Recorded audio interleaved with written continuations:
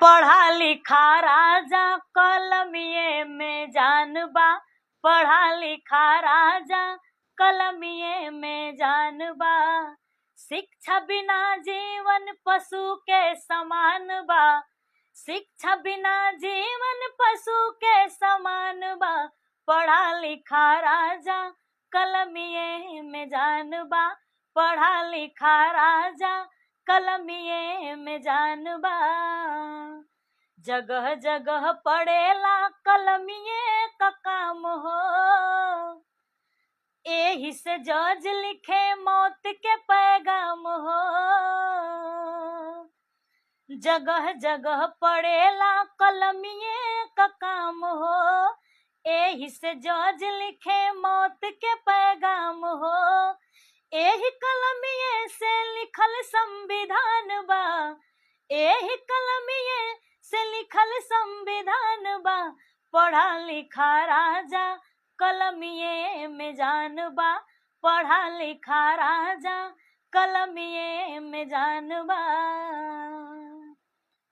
Doctor engineer या चाहे barrister, SP DSP DM collector.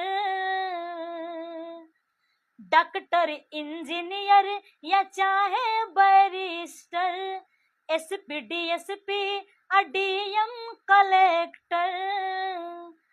सबही के अपने कलम पर गुमान बा, सबही के अपने कलम पर गुमान बा। पढ़ा लिखा राजा कलमिए में जान बा, पढ़ा लिखा राजा कलमिए में जान बा। दुनिया कलम के तकरे सलाम हो, अकल में से ख्याति पवल अब्दुल कलाम हो।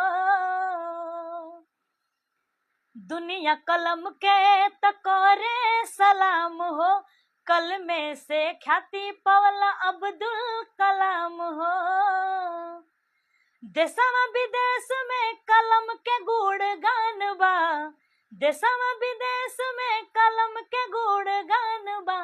पढ़ा लिखा राजा कलमिए में जान बा, पढ़ा लिखा राजा कलमिए में जान बा। होले जवन देश में कलमिए का पूजा, ओकरा से आगे न देश कौन दूजा। होले जवन देश में कलमिए का पूजा, ओकरा से आगे न देश कौन दूजा। रूस चीन देखा अमेरिका जापान बा, रूस चीन देखा अमेरिका जापान बा। पढ़ा लिखा राजा कलमिए में जान बा, पढ़ा लिखा राजा कलमिए में जान बा। कलम से बा गीत, गीतिए से गीतकार हो। पूजेल कलमिए के कवि सूबेदार हो। कलम से बा गीत, गीतिए से गीतकार हो।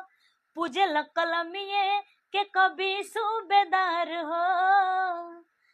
सुषमा के कायम कलम से स्वाभिमान बा, सुषमा के कायम कलम से स्वाभिमान बा। पढ़ा लिखा राजा कलमिए में जान बा, पढ़ा लिखा राजा कलमिए में जान बा। शिक्षा बिना जीवन पशु के समान बा, शिक्षा बिना जीवन पशु के समान बा। पढ़ा लिखा राजा कलमिए में जान बा, पढ़ा लिखा राजा कलमिए में जान बा। पढ़ा लिखा राजा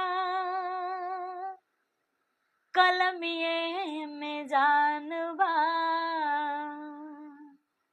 शिक्षित बने और संगठित बने। आप लोग जहाँ रहें स्वस्थ रहें, मस्त रहें और इस गाने को सुने। एक सामाजिक गीत है, सुनकर और कमेंट में अपना ढेर सारा आशीर्वाद प्यार दुलार बनाए रखें। तो अब तक के लिए बस इतना ही। फिर अगली वीडियो आप लोगों के बीच में पोस्ट करेंगे, भेजेंगे। बहुत बहुत धन्यवाद।